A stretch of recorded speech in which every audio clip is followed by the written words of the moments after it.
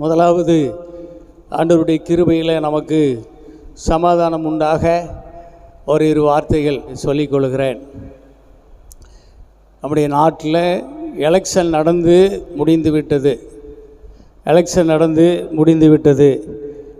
எல்லாருமே நல்லபடியாக ஓட்டு போட்டீங்க. நிறைய கட்சிகள் இல்லைங்களா,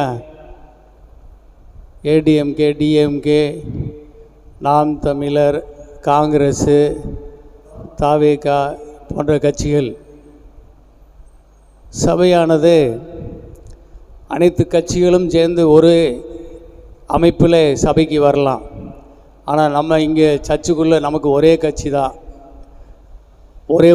ஒருவர் மட்டுமே தலைவர். அல்லேலூயா. அவர் ஒருத்தர் தான் நமக்கு ஹீரோ, தேவன். அல்லேலூயா சொல்லுங்க பார்ப்போம்.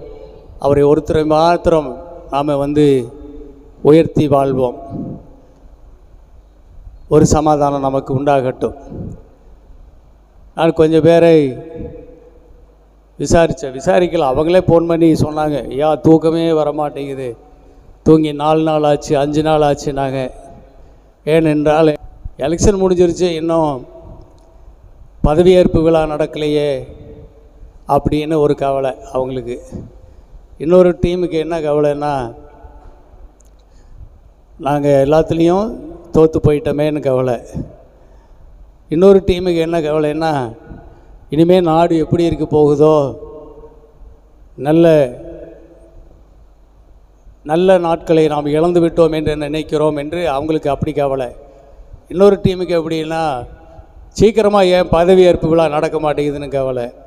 அருமையான தேவ பிள்ளைகளே, பலவிதமான கவலைகள். எல்லா கவலைக்கும் நேற்று ஒரு முற்றுப்புள்ளி வந்துருச்சு. கவர்னர் ஒரு புதிய ஆட்சியை வரவேற்று விட்டார்.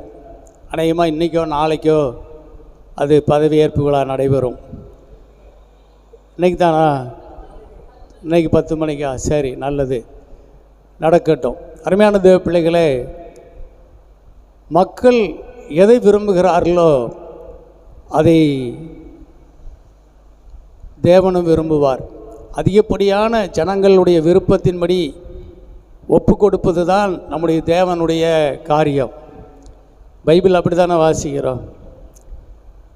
இஸ்ரவேல் ஜனங்க எதை அதிகமாக விரும்புகிறாங்களோ அதுக்கு ஒப்பு கொடுத்துருவார்.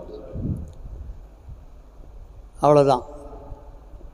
அதனால் மக்கள் விருப்பம் மகேசன் விருப்பம். அல்லையிலே சொல்லும், மக்கள் விருப்பமே மா ஈசன் விருப்பம். மா ஈசன்னா கடவுளுடைய விருப்பம். இந்தியில் இயேசுவுக்கு ஈசன்னு தான் பேர். அவருடைய விருப்பம் அப்படின்னு விட்டுட்டு நாம் என்ன செய்வோம்? இனி வரும் நாட்கள் நலமாய் இருக்கும்படி நாம் ஜெபம் பண்ணி கொண்டு ஆசீர்வாதமாய் சமாதானமாய் இருப்போம். வழியிலே சொல்லுங்க பார்ப்போம். ஆமே, நாம் ஜெபிக்காமல் இருக்க முடியாது. ஆனால் அதே சமயத்தில் சர்ச்சில் அரசியல் வேண்டாம் நமக்கு. வழியிலே சொல்லுங்க பார்ப்போம். அரசியல் வேண்டாம். இனி நடக்கிற காரியங்கள் இனி அமைஞ்சிருச்சு, இனி அதுபடி போகட்டும். அப்படியே நாடும் நாட்டு மக்களும் நல்லா இருக்க மட்டும் நாம் என்ன செய்வோம்? வேண்டிக் கொள்வோம். அது மட்டும்தான் நம்ம செய்ய முடியும். வேதம் அப்படி தான் சொல்லுது. நீங்கள் அமைதியில் உள்ள ஜீவனம் பண்ணும்படி என்ன செய்யுங்க? ராஜாக்களுக்காக, அதிகாரத்தில் உள்ள யாவருக்காகவும் நீங்கள் விண்ணப்பம் பண்ணி கொள்ளுங்கள். அப்புறம் தேசம் சேமமாக இருக்கும்படிக்கு நீங்கள் என்ன செய்யுங்க? உங்களை பரிசுத்தப்படுத்திக்கிட்டு பாவ மன்னிப்பு பெற்று தேவ சமூகத்தில் உங்கள் இருதயத்தை தூய்மையாய் வைத்து கொள்ளுங்க. நான் தேசத்தில் உங்களுக்கு சேமத்தை தருவேன். அழிலே சொல்ல பார்ப்போம். அதுதான், இது 2 தான் நாம் பண்ணிக்கிட்டு இருக்கணும். இன்னொன்று, ரோமர் 8ஆம் அதிகாரம் 28ஆம் வசனத்தின்படி எல்லாமே நன்மைக்கு எதுவாய் நடக்கிறது. அழிலே சொல்ல பார்ப்போம். ஆமாம். அதனால் இனிமேல் நிறைய வாக்குவாதங்கள் அதுக்கெல்லாம் நமக்கு இடம் கிடையாது. உலகத்தில் இருக்கும், டீ கடையில், பஸ் ஸ்டாண்டில், அப்புறம் வேலை செய்கிற இடத்துல, ஊரில், அப்படியெல்லாம் இனிமேல் நிறைய வாக்குவாதங்களெல்லாம் நடக்கும். நீங்கள்லாம் அதில் போய் தலையிடாதீங்க. உங்கள் சமாதானத்தை கெடுத்துக்கொள்ளாதீங்க. நாமெல்லாம் அதுக்காக ஜெபிக்கிறோம்னு வந்துடுங்க வெளியில். அல்லேலூயா சொல்லுங்க பார்ப்போம்.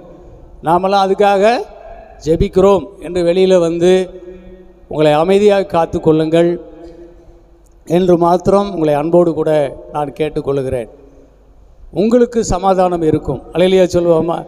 ஆமீன். உலகத்துக்கு சமாதானம் இல்லாமல் இருந்தாலும் என்னை நம்பி இருக்கிற, என்னை தலைவராக, என்னை ஹீரோவாக, என்னை ஆண்டவராக, இரட்சகராக ஏற்றுக்கொண்டிருக்கிற உங்களுக்கு சமாதானம் இருக்கும். அல்லேலூயா சொல்லுவோமா? அது போதும் நமக்கு. நம்மை ஆளுகிறவர் ஆண்டவர். அல்லேலூயா.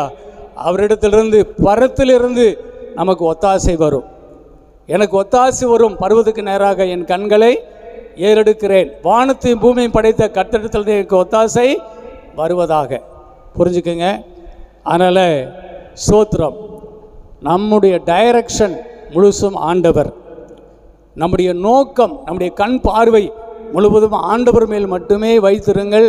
அப்பொழுது நமக்கு சமாதானம் இருக்கும். அல்லேலூயா சொல்லுங்க. நம்முடைய சபைக்கு சமாதானம் இருக்கும் என்று உங்களுக்கு அன்போடு சொல்லி முதல்ல ஒரு ஜெபம் பண்ணிடலாம், ஜெபிக்கலாம். எங்களை அன்பாக நேசிக்கிற பரலோகத்தின் நல்ல பிதாவே, இந்த நாட்களிலே என்னுடைய தேசத்தில் இருந்த ஒரு பெரிய குழப்பம் எல்லாம் நீங்கி ஒரு காரியம் தெளிவான காரியத்துக்கு வந்துருச்சு. இன்றைக்கு பதவியேற்பு விழா நடக்கிறது.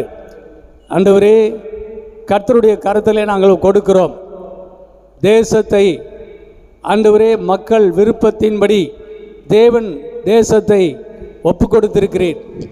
தேசத்துக்கு சமாதானம் இருக்க, தேசத்தின் குடிகள் சமாதானத்துடன் வாழ, தேசத்தினுடைய அதிபதிகளாய், முதலமைச்சர்களாய், ஆண்டவரே எம்எல்ஏ மந்திரி சபைகளாய் அமைக்கப்பட்டிருக்கிற சபைகள் நல்லபடியாய், கட்சிகள், ஆட்சி கட்சிகள், எதிர்கட்சிகள் நல்லபடியாய் நாட்டை நடத்தி செல்ல தேவன் அனுகிரகம் செய்யும்.